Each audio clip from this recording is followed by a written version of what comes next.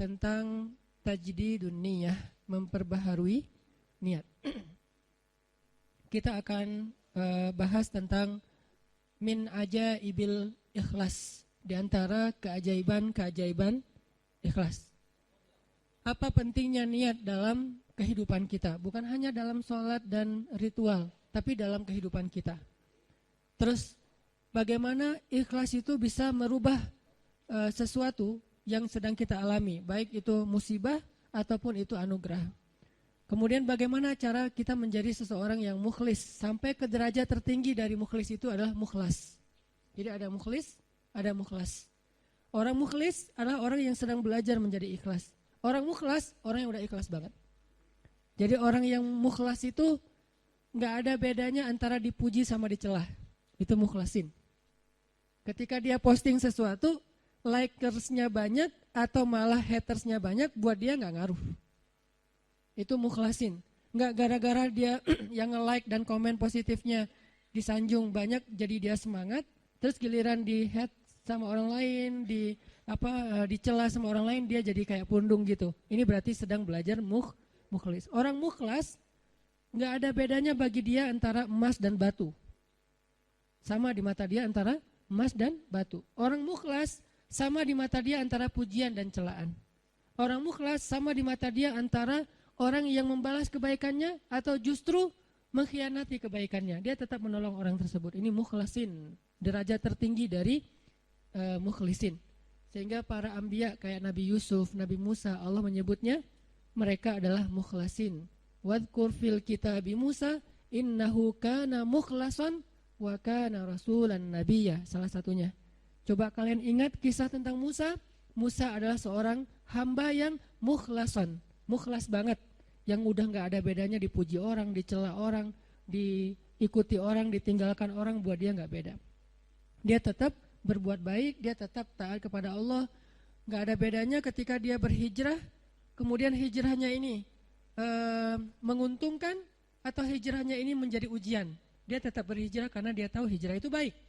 Dia tetap jujur karena jujur itu baik. Nggak ada bedanya ketika dia jujur menguntungkan atau jujur malah jadi ujian. Saya nggak bilang merugikan ya, karena jujur nggak mungkin rugi, taat nggak mungkin rugi, taubat dan hijrah nggak mungkin rugi, cuman ujian. Buat dia kalau tahu itu baik ya dia lakukan. Mau untung, mau jadi ujian, ya buat dia pokoknya lakuin aja. Ketika dia misalnya dalam sebuah transaksi gitu, dia jual beli mobil. Kadang-kadang gara-gara terlalu jujur, apalagi jual beli mobil second gitu, kalau jujur resikonya kan agak susah cari untung nih. Dia bilang ini tangan pertama, karena emang belum berubah nama, tapi udah tangan ketiga padahal. Dia bilang ini belum pernah kecelakaan, mobilnya sehat banget. Kalau yang masih modelnya analog malah bisa diulik supaya kilometernya dikurangin. Nggak tahu kalau yang digital. Artinya dia nggak jujur demi dapat untung besar. Nanti untuk less guilty dia akan bantu anak yatim, panti asuhan, bikin tasyakur bin ni'mah di rumah kayak gitu kan. Ini proyek kecil, apalagi proyek besar. Ketika dia udah main dalam sebuah event, udah main dalam sebuah proyek-proyek pemerintah yang angkanya udah MM-an, dia susah untuk jujur. Lalu setelah dia nggak jujur dapat untung supaya sedikit less guilty-nya, dia bantu pesantren, panti asuhan, bangun masjid atau tasyakuran di rumah, ngundang anak yatim. Nah, sekarang kita coba kembalikan lagi, bukan itu yang disebut orang soleh. Orang soleh itu adalah ketika dia taat kepada Allah dalam keadaan sarra au dharra, dalam keadaan senang atau dalam keadaan susah, dan itulah mukhlasin. Alladzina yunfiquna fis sarra'i wad dharra. Orang yang tetap membantu orang lain.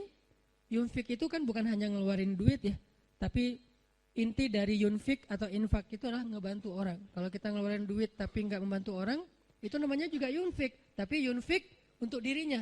Karena infak dalam bahasa Arab itu mengeluarkan harta. Cuman identiknya mengeluarkan harta di sini artinya bantu orang lain. Dia tetap bantu orang lain, fis-sarra au dharra. Fis-sarra ketika dia lapang rezekinya, au dharra ketika dia juga lagi terlilit hutang, dia juga lagi susah. Dia juga belum makan, tapi ngasih makan orang lain. Ini ringan. Yang berat itu adalah ketika ujiannya perasaan. Dia tetap bantu orang itu, walaupun orang itu mungkin melupakan kebaikan dia. Dia tetap bantu orang itu, walaupun orang itu adalah pernah nge-unfollow dia. Dia bantu orang itu, walaupun orang itu ngeblok dia. Yang lebih berat lagi, dia bantu orang itu, walaupun orang itu pernah mutusin dia. Dan saya juga belum kalau itu. Masih mukhlisin, belum mukhlasin. Mukhlisin lagi belajar ikhlas, belum benar-benar jadi orang yang ikhlas. Bisa nggak kita ngelakuin satu kebaikan tanpa lagi membedakan antara menjadi seorang hamba yang mukhlas sampai akhirnya kita lebih mudah melakukan kebaikan. Kayak misalnya kan ujian buat kita tuh kadang di keluarga aja. Ada anak yang bilang, Ustadz, memang masih pantas saya berbakti sama ayah yang dulu pernah ninggalin saya, nggak nafkahin saya, zalim sama saya, pernah nyakitin fisik saya, dan segala macam. Kan ada pertanyaan gitu kan, kita sebagai anak. Padahal nggak usah nanya gitu juga, yang namanya orang tua pasti berjasa dalam hidup kita. Dan sepanjang hidup kita berbakti kepada mereka, itu belum bisa ngebayar satu aja pengorbanan mereka untuk kita. Sama kayak seorang istri kepada suami. Begitu juga anak kepada orang tua. Tanpa bertanya gitu, apalagi sampai nanya.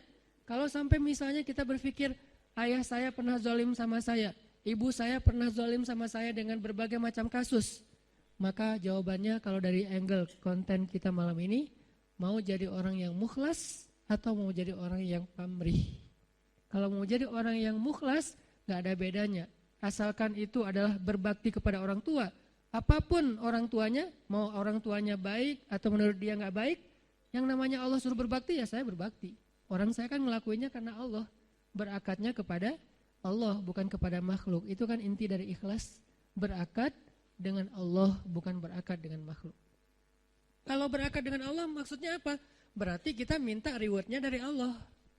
Minta apresiasinya dari Allah. Minta kebaikannya dari Allah, bukan dari makhluk. Yang kita harapin like dari Allah. Yang kita harapin di-repost oleh Allah. Karena ada sahabat-sahabat yang captionnya pernah di-repost sama Allah di Al-Quran. Salah satu sahabat yang captionnya di-repost siapa?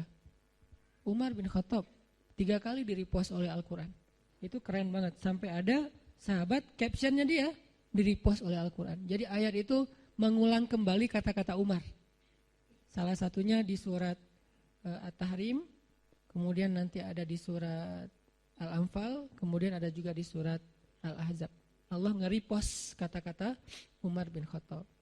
Ini menunjukkan bahwa ikhlas banget, yang diharapin adalah reward dari Allah, apresiasi dari Allah, anugerah dari Allah, hadiah dari Allah, kebaikan dari Allah.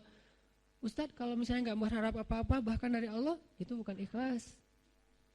Karena makna ikhlas itu bukan tidak berharap apa-apa. Makna ikhlas itu murni. Arti murni berharap hanya kepada Allah. Karena kalau sampai kita gak berharap surga, gak berharap dibebaskan dari azab neraka, gak berharap dibantu oleh Allah, itu bukan ikhlas. Itu apa Ustadz? Itu istaghna. Ini ada sedikit yang harus kita perbaiki dari persepsi tentang makna ikhlas. Apa bedanya ikhlas dengan istaghna? Kalau ikhlas tidak berharap kecuali kepada Allah. Kalau ke Allah dia berharap surga. Allah sendiri yang menjanjikan kan? Wa'adallahu alladhina amanu misalnya, wa basyiril ladhina amanu wa amilus solihat anna lahum jannat. Ayat kayak gitu kan banyak banget di Al-Qur'an ya. Allah menyediakan untuk mereka ampunan, Allah menyediakan untuk mereka surga, Allah menyediakan untuk mereka kebaikan. Wa may yattaqillaha yaj'al lahu makhraja wa yarzuqhu min haitsu la yahtasib, yukaffir anhu sayyiati wa yu'dhim lahu ajra, yaj'al lahu min amrihi yusra. Ayatnya banyak banget. Kalau Allah udah nawar-nawarin terus kita bilang, "Dah saya mah enggak butuh itu." Itu namanya istaghna. Istaghna arti bahasanya merasa enggak butuh. Terjemahan lebih umumnya lagi, sombong. Jadi kalau kita enggak berharap apa-apa ke Allah, justru Allah tuh enggak suka. Bukan Allah salut. Hebat ya hamba ini ya, ngelakuin kebaikan enggak berharap apa-apa. Enggak.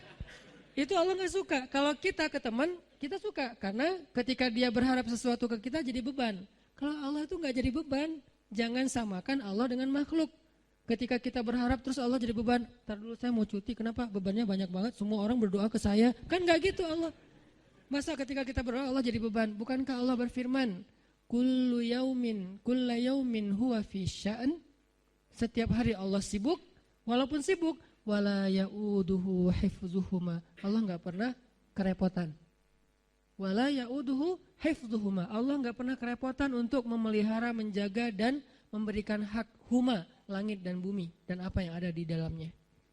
Jadi ikhlas itu bukan enggak berharap apa-apa, teman-teman. Ikhlas itu tidak berharap kecuali kepada Allah saja. Ke Allah berharap surga. Ya Allah beri saya surga. Sampai Nabi bilang, kalau kalian minta surga, mintalah surga Firdaus yang paling tinggi. Jadi puncaknya Firdaus.